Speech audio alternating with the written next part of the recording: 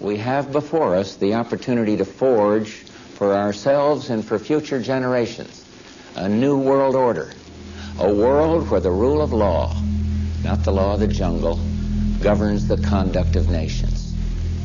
When we are successful, and we will be, we have a real chance at this new world order, an order in which a credible United Nations can use its peacekeeping role to fulfill the promise and vision of the UN's founders.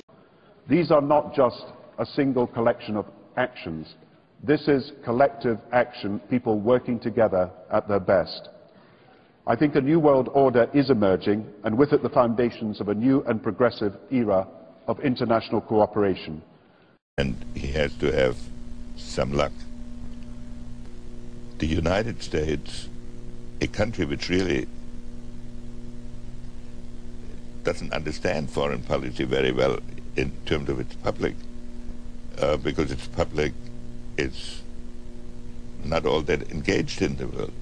Nevertheless, the United States is in a key position to shape this so that the problem of the Bush presidency will be the emergence of a new international order.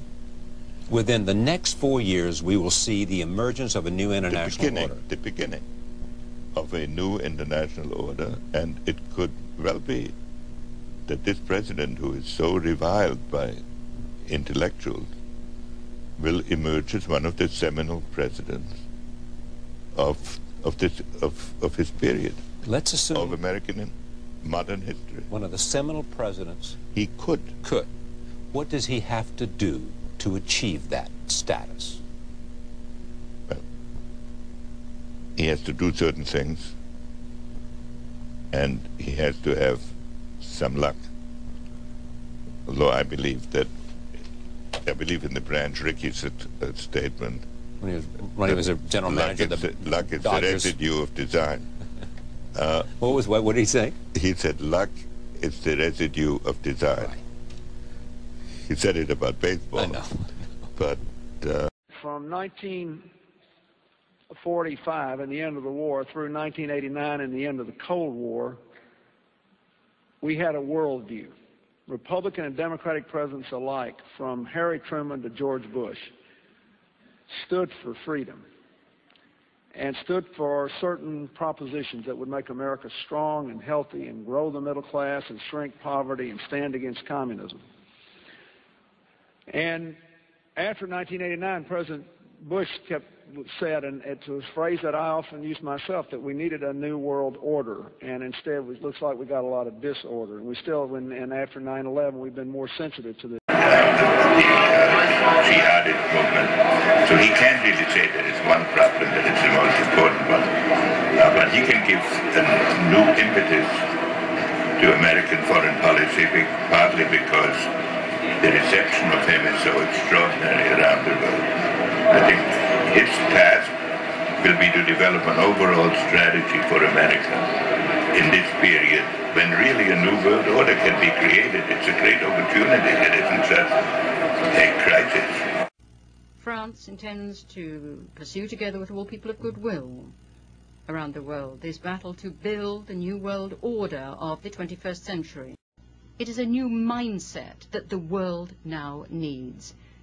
It is a real global New Deal that we need, an ecological and an economic New Deal that we need. In the name of France, I call upon all states to join ranks in order to found the new world order of the 21st century on this strong idea that the common goods of mankind must be placed under the responsibility of the whole of mankind.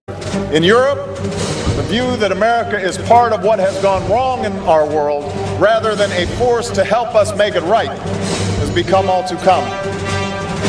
Yes, there have been differences between America and Europe. No doubt there will be differences in the future. But the burdens of global citizenship continue to bind us together. A change of leadership in Washington will not lift this burden. In this new century, Americans and Europeans alike will be required to do more, not less. Partnership and cooperation among nations is not a choice. It is the only way, the one way, to protect our common security and advance our common humanity.